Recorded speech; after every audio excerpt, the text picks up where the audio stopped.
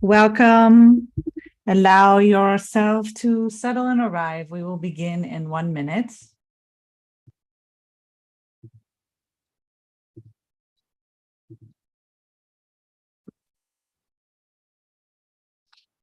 Wonderful. Welcome. Baruchim Habaim. You are here with us, the Institute for Holiness, Hamachon LeKedusha, Kehilat Mussar, and our weekly free offering called Awakening, Lehit Urut, or Lehit Oreret, where we engage in what is Torah Mussar Mindfulness, looking at the weekly Torah portion from the lens of Mussar Mindfulness, and seeing how we can apply the lessons learned from our ancestors in the Torah to our own lives. And we engage in a guided meditation practice of mindfulness meditation in the Theravada Vipassana Insight tradition. I am Rabbi Chasya Uriel Steinbauer, the founder and director of the Institute for Holiness, and I'm delighted that you're here. We normally meet on Sundays at 12:30 Eastern Standard Time, 9:30 Pacific Standard Time, 7:30 p.m. Israeli time. We didn't meet last Sunday because it was Tisha B'Av. I hope if you observed that your fast was easy and meaningful. So I am making up for last Sunday. This is going to be covering Devarim, the first Torah portion in our new book, the 5 books of Moshe. We are in Deuteronomy, Devarim. And tonight, we will meet to cover the next Torah portion, which is Ve'et Hanan. All right. We always begin with our kavanot, our intention. So let me just start with today's date of when this is supposed to have taken place. It was supposed to be on the 9th of Av, right? So Tet B'Av, the year Tet Shin Pei Bet.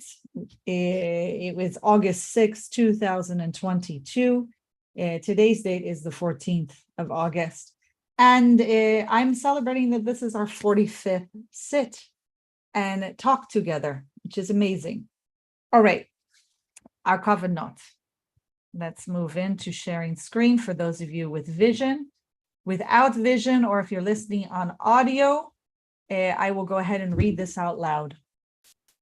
We say our first kavanah, our first intention for today's practice is before doing acts of caring for the self, because we see this as a radical act of self-care, this practice together, taking refuge in community. This is something I'm doing to strengthen my own soul in order to be of benefit to others in the future.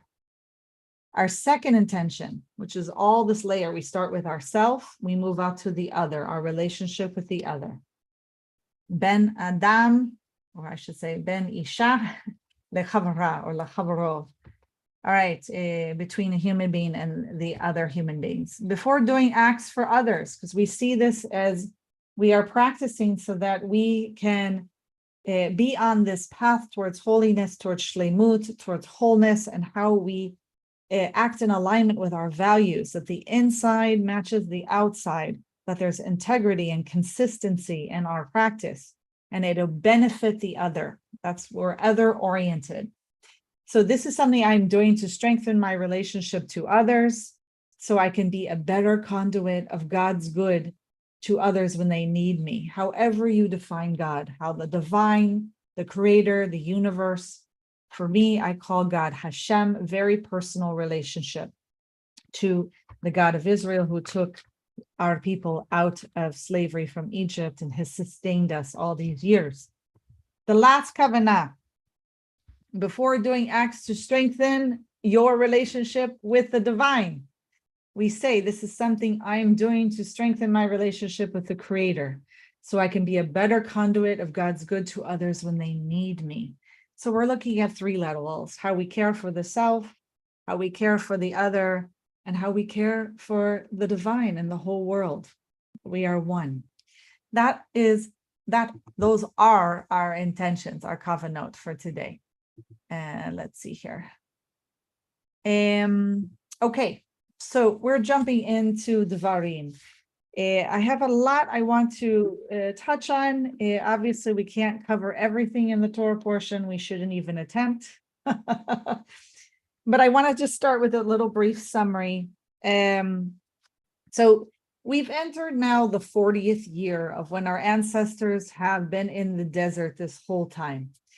And as you know, the previous generation have passed away based on decree by God in response, in reaction to their behavior, particularly when the scouts, sometimes called spies, Meregalim, went to observe the land of Eretz Israel, the land of Israel, the land promised to our ancestors, and how the people reacted in response to 10 of the spies' reports, okay? So they were decreed to die out in the desert, and that their children, those 20 years or younger, maybe even 19 and younger, would enter the land. So Moshe now, to give you the context, it gives a long speech.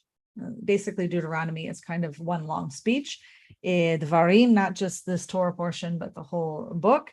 And so he recalls, first he recalls how he needed help in the desert in order to manage the people, manage all the case law that was brought to him, how they were supposed to behave and build community in the desert and onward. And as you may recall, his beloved father-in-law, the father-in-law of his wife Sipporah, named Yitro, gave him very sound, wise speech, wise advice with lots of wise discernment, definitely practicing. Told him to appoint judges by the 10,000, thousands, and the hundreds to handle the smaller cases. He makes no mention of Yitro here. It's almost as if he's forgotten the source. Now, we're going to keep that in mind because Moshe, our beloved ancestor, who's been our leader and just basically everything, it's like the great Saba, the great grandfather who's carried us all the way through from the institution of slavery in Egypt until they're about to enter the land. He is known as the most humble man in the world, okay? So for humility in the practice of Mussar mindfulness is that how much space you take up that is appropriate to you. And Moshe has done that dance that whole time of figuring out how much space he's to take up, does so very well, also in relationship to God. Obviously, the times that he doesn't practice balanced humility, which is known as anava, it is very obvious. It's painfully obvious, actually. And it can feel painful to us as practitioners. So the fact that he doesn't, we always attribute our source, who gives us an idea, who gives us wise speech, wise discernment. He doesn't mention Yitro. He doesn't attribute that to him. So this is one sign. We're already seeing he's beginning his speech without attributing. Okay, so he's already not balanced in humility. We want to keep this in mind in the background. Then he decides to remind those Israelites, our ancestors standing in front of him, of the whole incidents of the Meraglim, the spies or scouts into the land. And you may recall that these people weren't actually the ones who went. They're not the ones who were in the desert all 38, 39 years. These are young people, ages 1 month to, or 1 day to 19 years and 11 months, or however long. So they weren't really there, and they're not the ones responsible for the whole thing. So you're seeing a shift. You're seeing a shift when our beloved Saba Moshe, our grandfather, is really shifting responsibility from the spies, the scouts, the 10 who came with both a positive and a negative report, and you have to have a balanced view here. And he shifted to the people are responsible, as if we could guess how many people were out there. If you're going to follow rabbinic figures, we're talking about 3 million people. How could 3 million people be responsible for that incident? So we need to keep in mind that someone is beginning to have judgment, that's Moshe, and blaming, essentially, right? But all along, he and God have seen the behavior of our ancestors, those parents and grandparents of the children now standing at the cusp of entering the land of milk and honey promised to the ancestors. They see it that the ancestors lost faith in God. This real sense that if you have faith in God, then you're going to believe that God will take care of you the whole time in the desert, and you'll follow what God says, and it will be reflected in you believing that God can take care of things, and to not allow fear, a hindrance, whether it be desire or aversion, or any of the other three hindrances, that any of those, or greed, hatred, and delusion, that you're not going to allow them to take over you as a reaction, because you have faith in God. You have faith that it will be taken care of. So they see the whole incident as the people, and particularly also the spies, but the people not having faith, because they allowed the fear of the other people in the land, and from the report of the 10 other scouts to kind of take over. So let me share a little bit before I move on more.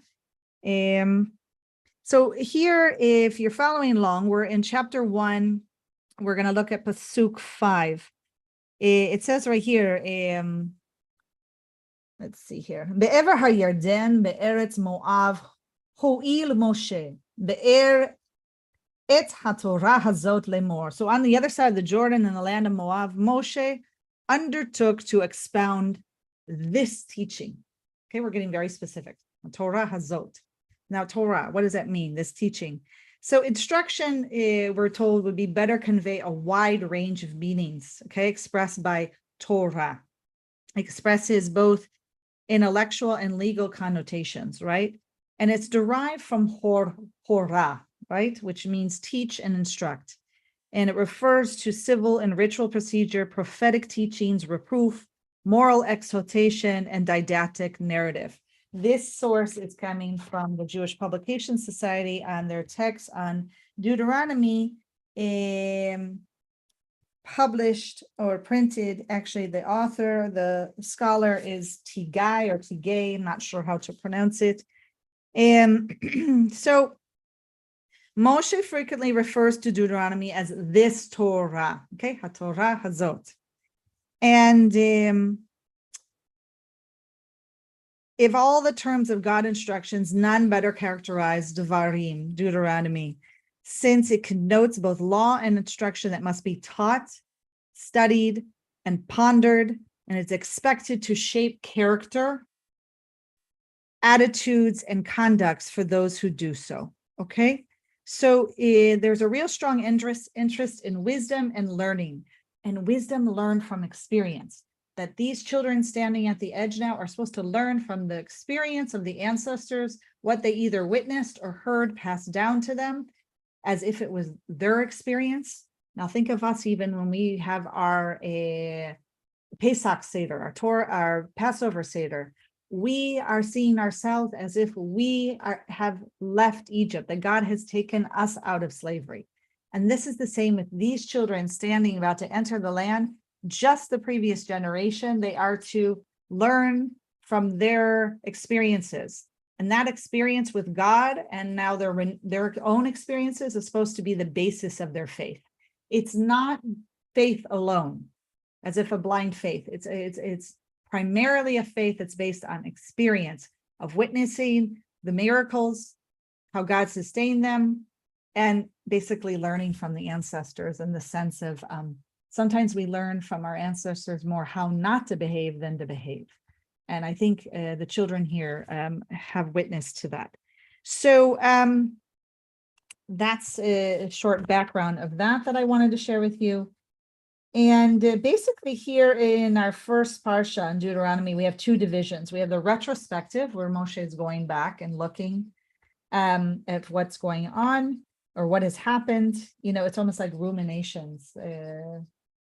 Yeah. And then an exhortation based on this historical experience to obey God's laws. Okay. There's a real emphasis on the importance of obedience to God. And one of the key themes is the message is mistrusting and disobeying God lead to disaster. And that trusting and obeying God leads to success. And so it's a practice for our ancestors, and particularly the children standing at the edge of are they going to allow fear to take over and not march on as their ancestors had done? Or are they going to trust in God and have faith in God, that God will be the one who leads them? And so basically, we're going to see a huge shift about how these children behave versus our ancestors.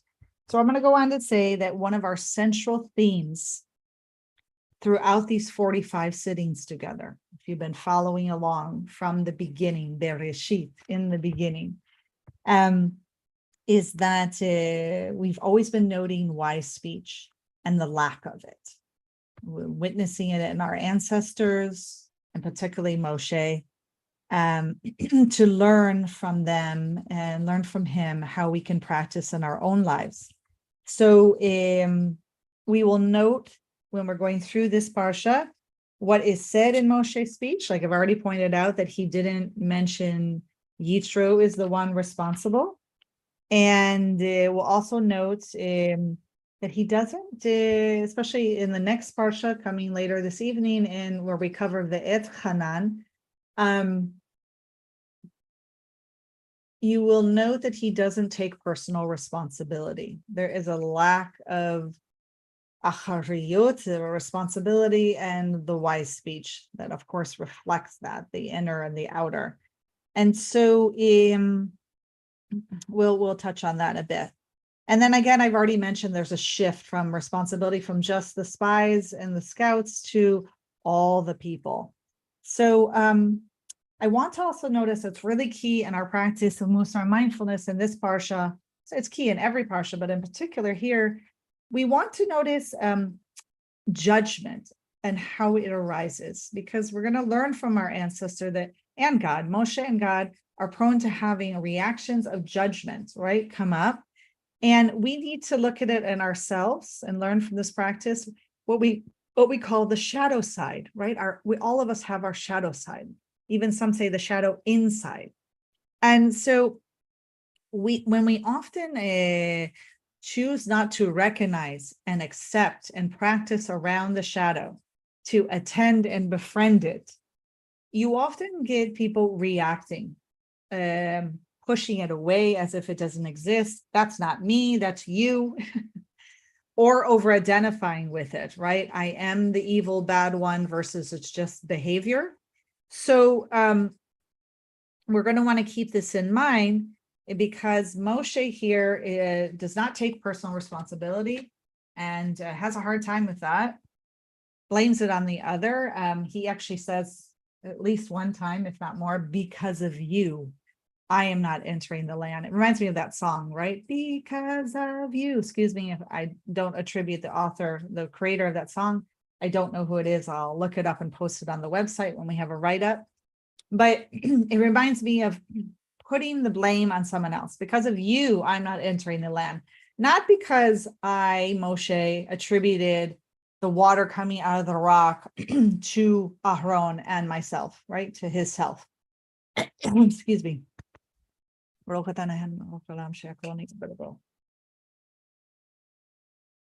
those of you who don't know, I just did the blessing over water, and other things fall under that same bracha, that same blessing. Blessed are you, God, King of the universe, who that all comes from his speech, his word, right? So it's talking about speech. Here we go again. So important. So we want to keep this in mind, that when someone's not facing their shadow side, they're having intense judgment, they will project that onto others. And I think that we've witnessed this a lot. All right, we'll explore it more. We have to remember that Moshe, our greatest prophet, our greatest leader, considered the most humble servant of Hashem throughout the whole Torah, he first lacks trust, right? I mean, there's this concept here. Let's get to it so I can show you where it is. We have so much we want to cover quickly. There's this language used, if I think it's Lakit Karev, but it might be, no. Okay, it's in chapter 1, Pasuk 22. Vetik revun elai kulchem. Okay, then you all came to me, right? There's this concept and this idea, this drawing near, that you come near, and this has really significant meaning in this parasha and all of them. This twofold idea that when you draw near, when you come near like that, that it carries twofold, right? It carries that you're going to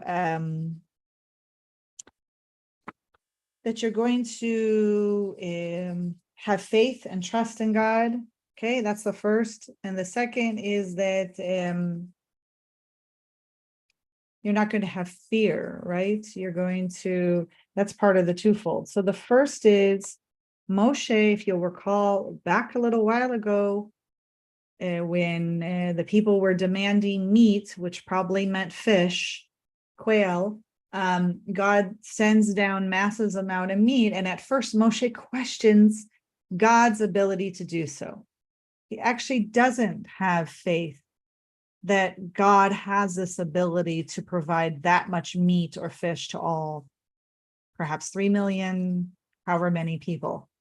And so even God like questions back, are you like questioning my ability to do this? I, God, who took you out of the land of Egypt, out of the institution of slavery. So Moshe had his moment of questioning, which we all, I think that's pretty human and probably healthy, right? Do we need God to be taking it so personally and reacting? Let's hold that. Okay, so that's the first instance where he lacked trust. The second instance that he lacked trust is seen in the whole spy incident, believe it or not. I don't really hold him responsible for this, but there are commentators who see this. They try to find, because in this Torah portion, he attributes God being angry with him and blaming him for the spy incident, which we didn't have privy to back when the incident actually happened. And so you're suddenly, commentators then have to look for, well, what did Moshe do wrong? And so one, they say, well, that the fact that he even sent them, that he allowed for them to go, it does say in the text that God commanded that they be sent. It's only later now in Deuteronomy here where Moshe doesn't say God commanded. He says that you, the people, wanted me to send you to do this. So again, we have to watch how language changes, how people's ruminations, how their thoughts and emotions tied to it, how they reinterpret history or what has happened. And it's often through a very strong emotional lens when they're not mindful. And this is what I think we're witnessing with Moshe here. So he goes on to they think the fact that he even let them go, but even more importantly, apparently the people just requested to go and get basic information about the land, not to kind of send a military exposition where you're going to scout out the land, see who's there, how fortified they are, and that sort. Apparently that was a Moshe's addition, and it's that he's being punished for. That's another interpretation. And then you have some beloved ancestors, I think it's Ramban, thank God, who actually say this is completely healthy and normal for people before they're about to enter and conquer a land through military conquest to actually go and scout the land. Like he chooses not to see a problem with it, but they feel like that, our ancestors need to find a reason why that Moshe thinks that he's being punished in some way. being held responsible for this incident by God. And so the final decision, the final conclusion is, oh, he's just included in the whole consequence for that whole generation. I think it's more, and again, it's because he's forgotten and not taken responsibility that he hit that rock. And it's not even the hitting so much, it's that he attributed the coming out of that water to himself, that he was responsible for it with Aharon, not God. That is the ultimate act of arrogance in Mussar mindfulness, that you attribute things to your power, to your hand, and not to God. And he, the most humble man in the world, at that moment was not balanced in anava and humility. He went completely to the other extreme because of his lack of anger management, because of his lack of patience, of savlanut. And that happens to all of us, the best of us. And if we could approach it with compassion, if God could approach it with compassion, then maybe when we wouldn't be having this discussion today. Okay, I say that with pain. Okay, it affects me as a practitioner in my practice. I have to be mindful of it. But these people are beloved to me. They're our ancestors. Okay, let's go on. Let's see what else we have to share together before we move into our sitting. Okay, so this idea that humility and awe in the reality of the presence of divine revelation, that is the other key ingredient of the word tik revun elai kulachem, that you came, you draw near, you approached me, the same when we approach God, right? That it be done with humility and awe, always with the reality of the presence of divine revelation. Moshe always had that. I mean, it was incredible. Like, think about how hard it was that Moshe came so close to God, almost like a chaver, a friend, beloved, that he started to take for granted that relationship, that he, in that moment, forgot that he was in the presence of divine revelation and that he was, in a sense, the extension of it, the model of it, when he took responsibility for that water. And now he's doing it again. Here, recalling everything slowly, what the ancestors have done wrong, not taking personal responsibility. Okay, he's in shifting the responsibility. There's this sense that Moshe, our Saba, our tired grandfather, has had enough. His time is coming. And so something about it became too familiar for Moshe, perhaps a sense of taking for grantedness. Okay. Let's see here. What else do I want to say here with you? Okay, the final things I want to share with you. Yeah, I want to share that last with you. There's this beautiful sense, but I don't want to move into it yet because I want to just finish our summary. And we learned some really great things about how our practice here, okay? Let me just pull up the last bit. I said page 16, 17. The people. We learned more about how the people reacted to the spy incident than we had privy to back in Bamidbar in Numbers. So apparently when they were complaining and crying and whining outside their tents in response to the spies or the scouts' report, apparently they actually had said the language. And now I'm in chapter 1. I'm in Pasuk 27. And it says here, Ve'teragnu be'ohol lechem, maybe about ahol lechem, ve'tomeru be'sinat Adonai otanu, hotzi'anu mi'eretz Mitzrayim letet otanu be'yad ha'emorim ve'hashmidenu. Okay, they're sulking. He says, you sulked in your tents, and and you said, it is because the Lord hates us, that he brought us out of the land of Egypt to hand us over the Maretz to wipe us out. Could you imagine the pain our ancestors must have been in to be so caught up in their reaction and to believe that hatred and delusion that they've internalized that they think God hates them. And it's for the reason that God took them out of Egypt is because God hates them and sustained them for 40 years just to have them be murdered by the Amorites. We're going to practice compassion and metta, loving kindness, chesed around this, because we didn't know that they actually had used this language until now. And, our ancestors, our rabbinic ancestors, take real strong with this, right? They see this as a displaying of the people's perversity and ingratitude. And I can understand that. But if we're going to approach it with compassion, we're going to instead say, wow, you're really in a lot of pain that you're using this language. You're so caught up in your reaction that you think this is about hatred. And so that's pretty painful, right? We're starting to witness hatred, greed, delusion, ill will, however you want to word it. Okay. The final thing I will share. Okay. I want to say, I touched on this briefly before, which is this idea that based on experience with God and being taken out of Egypt, taken out of the institution of slavery, sustained through the desert, that one through that experience was supposed to, in theory, have faith in God, to believe that God will protect them and sustain them through witnessing these miracles. And I just want to say from right off the bat, notice judgment come up immediately, both by our ancestors, our rabbinic ancestors, and even today.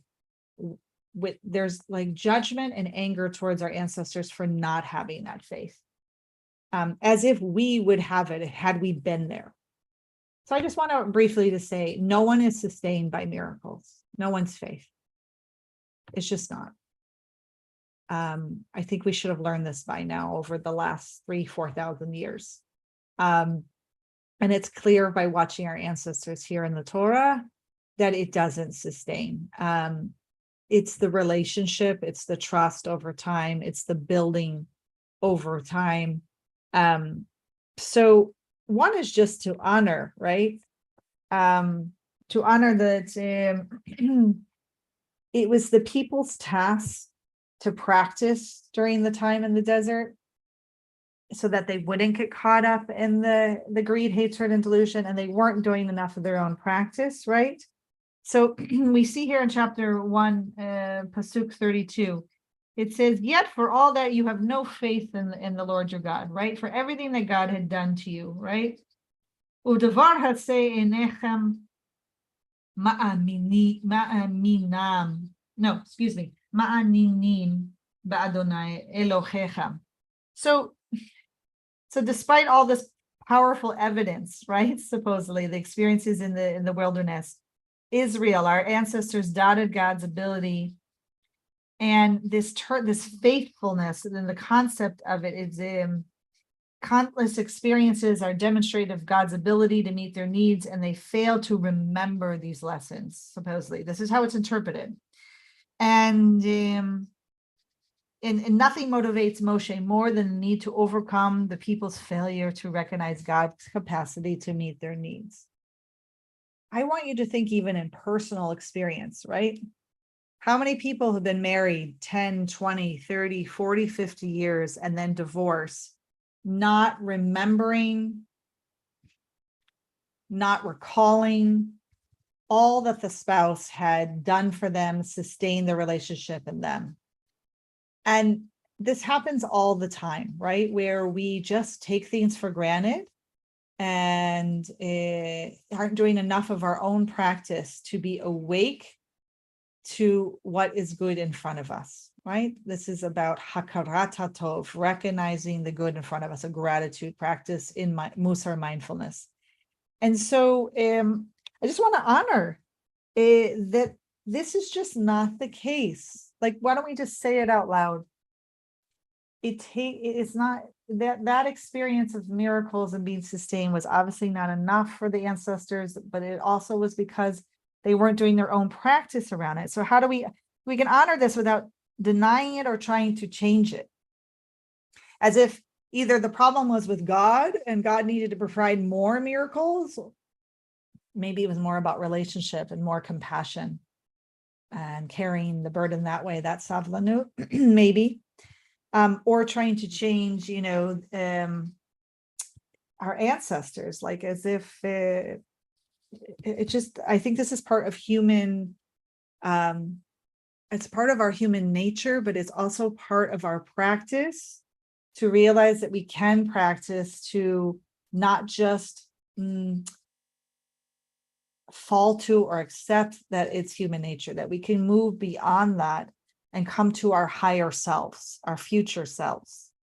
So I think this more reflects the people's lack of practice than it does, but I think it also reflects the difficult relationship, the lack of relating in the way that was needed, one with compassion and chesed and loving kindness, rachamim, where there was less judgment and reactivity. We're seeing that as really damaging the relationships and not carrying and sustaining the people during those years. Okay, so that's what I wanted to share with you on that. So now I'm going to move into our closing on the talk, which is some really beautiful, significant things we learn for our practice, which is when we get to a discussion, two things. In chapter 1 around Pasuk, the verses 6 through, we're at the beginning. Let's just say that the people's fate, our ancestors' fate, depends on their responses to God's commands and promises, and is constantly emphasized in this Torah portion and in the whole book of Deuteronomy, of Devarim. So, but there's these beautiful key phrases that I want us to keep in mind as we're entering the last half of the month of Av, the Hebrew month of Av, before we enter Elul, which is the intensive month where we really practice to prepare ourselves for Rosh Hashanah, the new year, the high holiday season, to turn and return to God, return to our higher selves, to take responsibility. So there's this key phrases that appear in God's commands and promises, such as, you have done such and such long enough. So when Moshe is recalling their travels and what they've done, this is the language is used. You have done such and such long enough. Now, what have you personally done such and such long enough this past year? What is it that you need to disvolve, right? To turn away from, to change. So God is saying, you've done such and such long enough. Turn about and make your way, go up. And that's what we are going to take in our practice today and even entering towards Elul, towards Rosh Hashanah. Hearing that voice of God, hearing it, our internal wisdom inside, our moral compass. You have done such and such long enough. What have you done such and such long enough? Have you been beating yourself up long enough? Have you not been kind and compassionate towards yourself long enough? Perhaps those closest to you? Seek that out in your journal this week, in your Cheshbon HaNefesh journal, your Counting a Soul journal, looking at your words, thoughts, and deeds. See what it is that you've done enough. Okay, and then we are going to take what God says and turn about and make our way and go up. All right, it's beautiful, beautiful wisdom to take from this Torah. The final thing I want to say is what we learn when Moshe recalls that he couldn't handle all the cases brought before him, and he took Yitro's, his father-in-law's, really great advice and appointed judges and other people to help. He was told to take, as he recalls this is in chapter 1, Pasuk, verse 13. Havu lachem anashim hachamim unvonim viduim leshivtechem. Okay, pick for yourself from each of the tribes people, men here, who are wise, discerning, and experienced. So it's so beautiful is that that coming from Rambam, one of our great rabbinic advisors, ancestors, also a great philosopher, a doctor. We learn much from him in his Mishnah Torah and Hilchot Sanhedrin, chapter 2:7. He learns out 7 qualities that Yitro, known as Jethro in English, recommended in order for these people to be appointed. Okay, well, all we hear here in Exodus and Shemot, we are told that they must be capable men who fear God, trustworthy men who spurn ill-gotten gain. This is coming from Exodus, Shemot, chapter 18:21. So this is what Rambam learns out. And this is, we'll close with it. We'll close, excuse me, those are the mishkafai in my glasses. We're going to practice this and realize this is part of our practice in Mussar Mindfulness. He learns that there must be wisdom, which he gets here directly from the Torah. There must be humility, anava, not taking up more space than you're supposed to. Fearing God, which we know has been since the beginning when we started learning together in Bereshit, and all the way through Shemot, that to fear God meant you had a moral compass. You knew right from wrong, and you would do the right thing, even in the face of potential death. Think back to our beloved midwives in Egypt who refused to murder the baby Hebrew boys. It was even stated they had a fear of God. It's this knowledge, right? That they know what's wrong and they're not going to do it. All right. So wisdom, humility, fear of God, hatred of unjust gain, love of truth, respected and of being of upstanding reputation. So may we all practice as a lifelong journey together, taking refuge in community, that we build our wisdom. We're gaining insight into who we are, our behavior, how to care for others. We are doing so with proper humility, balance, anava.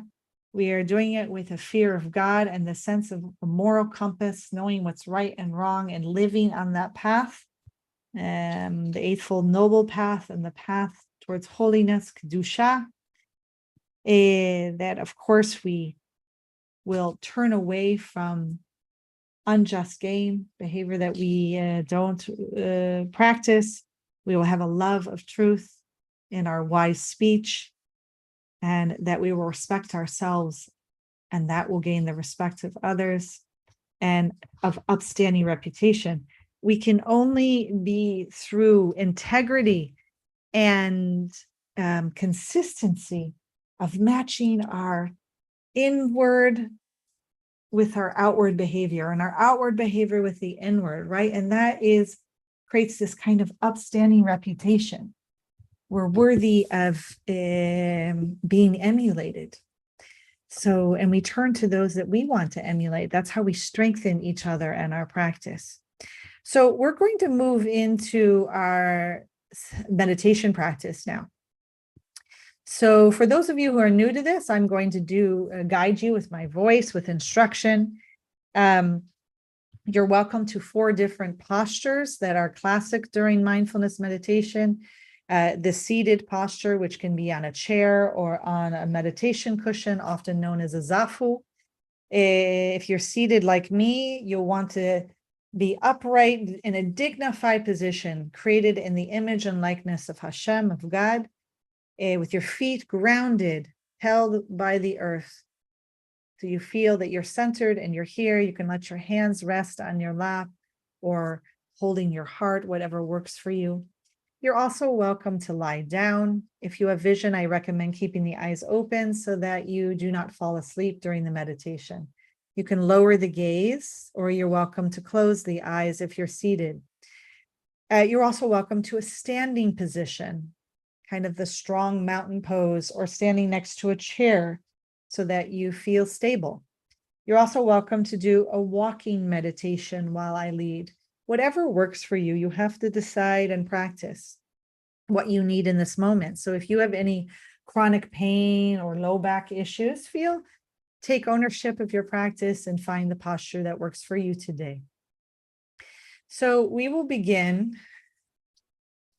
with 3 long, intentional inhalations and exhalations. So in breath and exhale. Letting it out the mouth. In breath through the nostrils. And in breath again.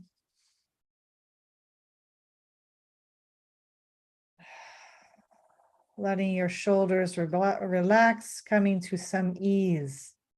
Slowly arriving to stillness, to a sense of quiet, being here together with everyone who is practicing in this moment. You can allow your breath to naturally fall now in its own natural rhythm. No need to force it or control it. And we will begin with a mindfulness practice of seeing what is here for us right here and right now. So first we do a kind body scan with curiosity, seeing from our toes all the way up through our ankles and legs and knees, seeing what's here for us, any strong sensations in the body that are calling for your loving attention. Simply honor them. No need to over-identify or push them away. Moving into the hips and the low back, into the stomach region, into the chest and the upper back. Notice as you travel through your body and noticing the sensations that are here for you today, if there are any strong emotions attached to them. And if you could use your practice of the feeling tones, saying this is pleasant, or this is unpleasant, or this is neutral, it will help you remain in the present moment to my voice. Or your breath is your anchor, the body as your anchor. Any strong emotions, just allowing them to be here, attending and befriending.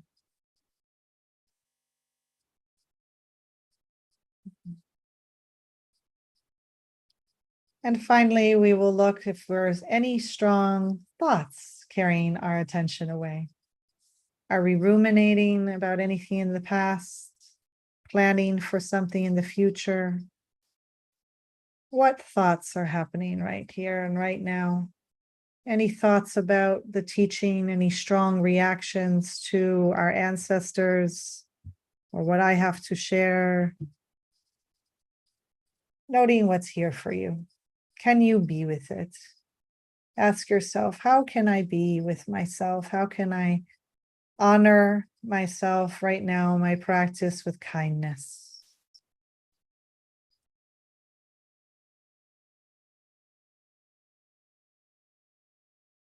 We will move into a practice of mindfulness of thoughts.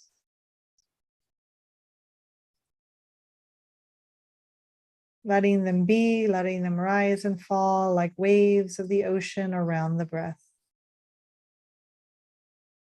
Sooner or later, a strong thought will arise and carry away your attention. Whether it be 3 breaths, 6 breaths, or 10. From time to time, I will go silent for you to engage in your practice silently. Notice when a thought carries you away.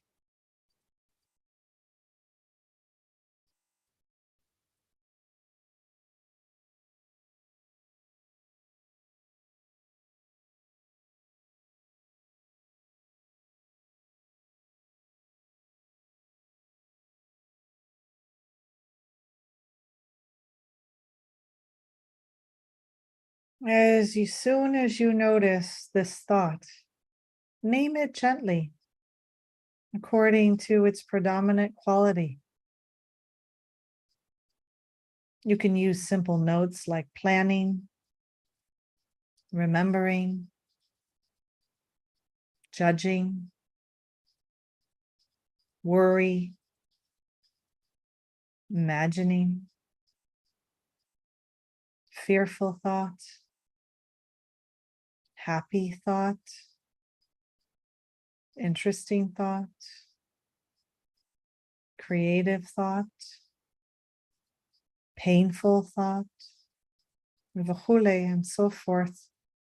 Simply naming and acknowledging the thought is supportive of the witnessing quality of mindful, loving awareness.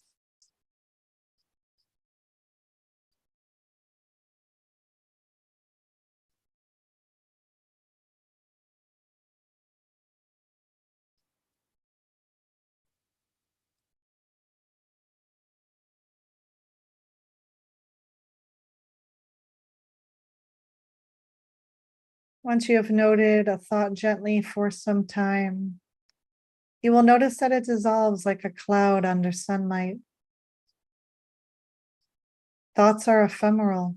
They are empty and have no substance except what we invest in them. So if we think back to Moshe and even God and our beloved Torah, for Moshe, his thoughts of judgment, he allowed them to become strong. He allowed them to identify with them. And then he acted out on that judgment. There was a lack of compassion towards our ancestors from time to time.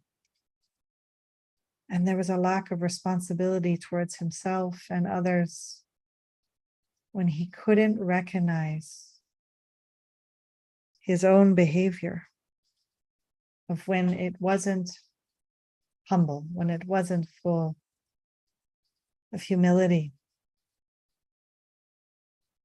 and vanavut.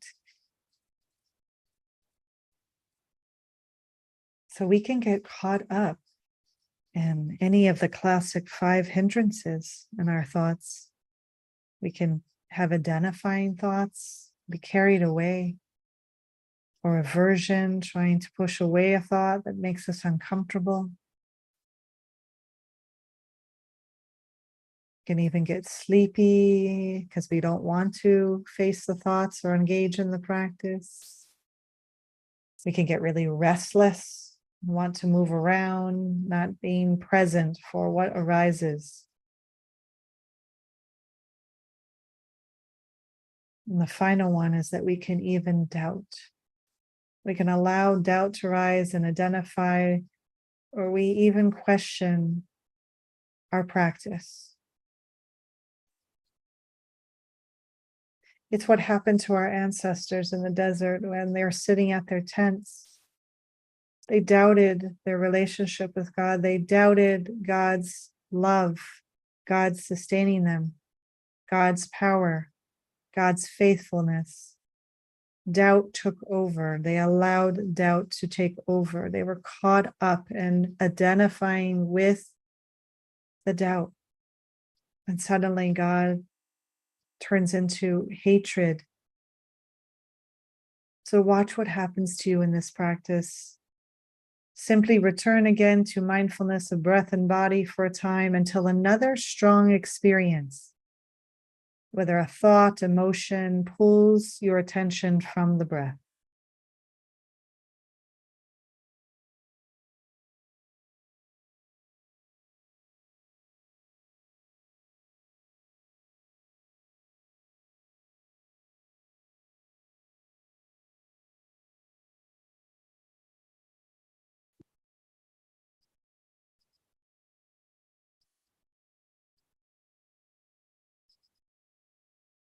Stepping out of the stories of thought that our storytelling happens.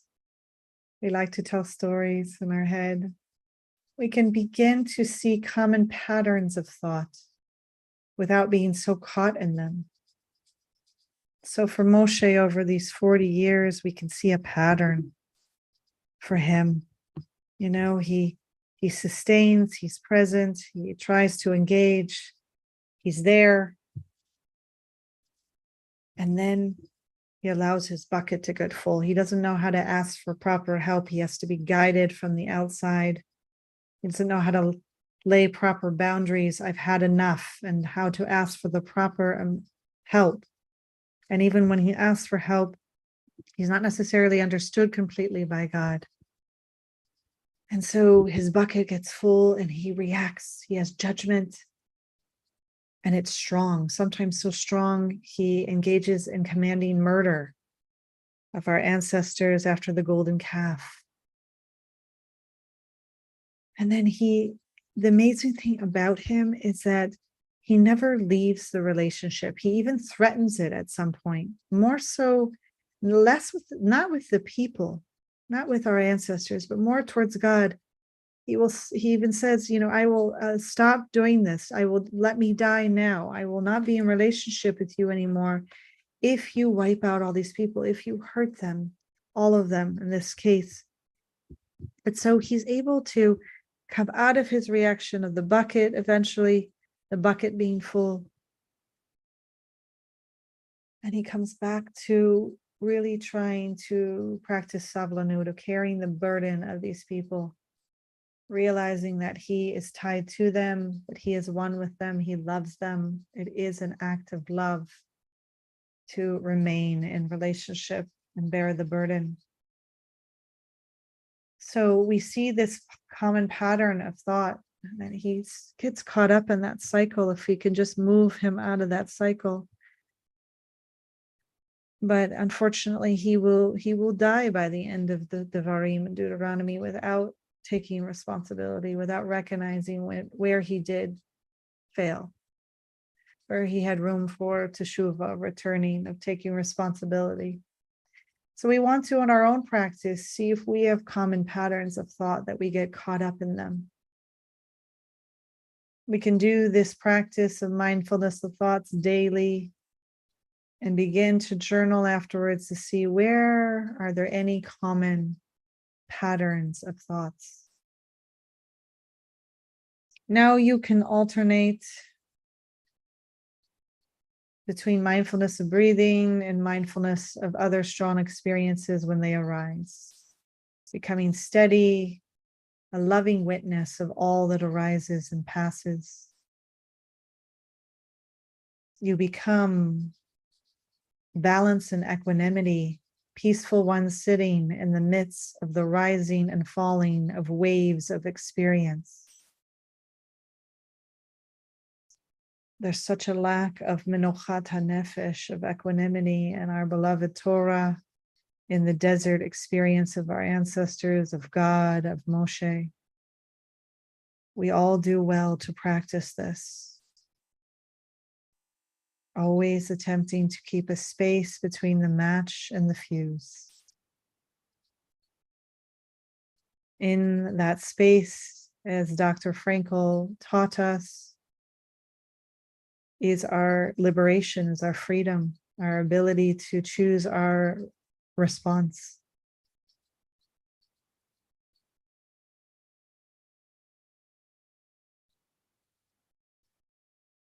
The very moment that you shift from being absorbed or lost in thought to simply naming it without being swept into it, I want you to notice how it feels in the body. Where do you feel it? What does it feel like?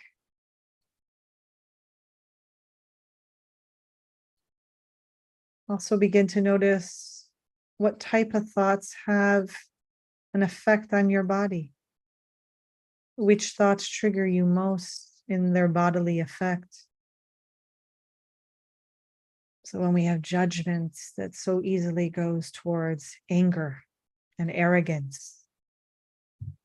We feel it in the belly and the chest, simultaneously constriction as we take up more space with our arrogance and judgment. It's amazing how both can happen at the same time. Some thoughts automatically bring strong emotions, and some emotions automatically bring up certain thoughts. In your practice now and this week, witness the interplay between thought and emotion.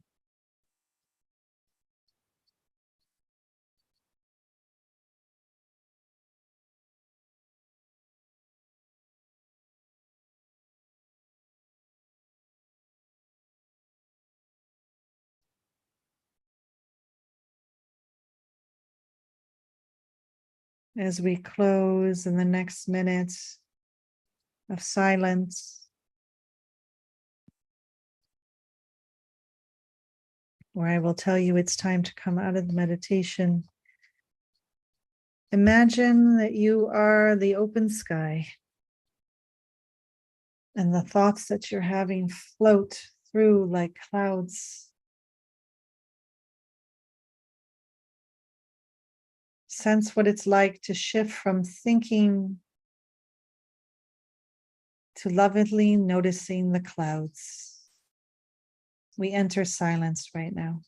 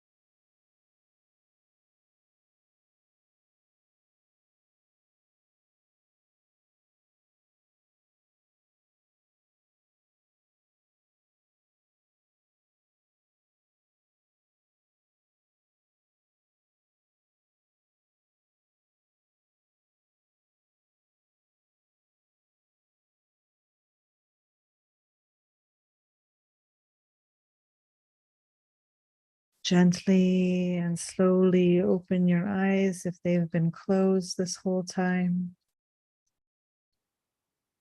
Meet us back in this shared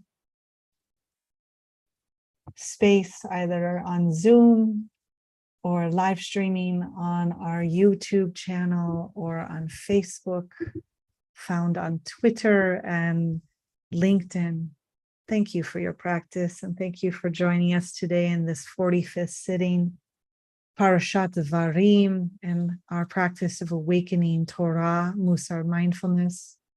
I am Rabbi Chasya Steinbauer, founder and director of the Institute for Holiness, Kehilat Mussar.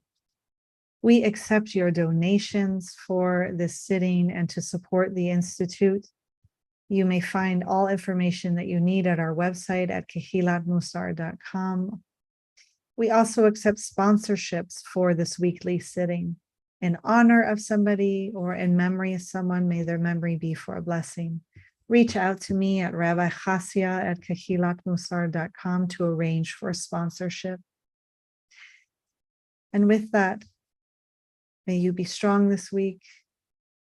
May you be mindful. May you be healthy. May you be at ease. May we all cause less suffering. May we merit more honor and shared in our wholeness and holiness together. I look forward to practicing with you later today. Take care.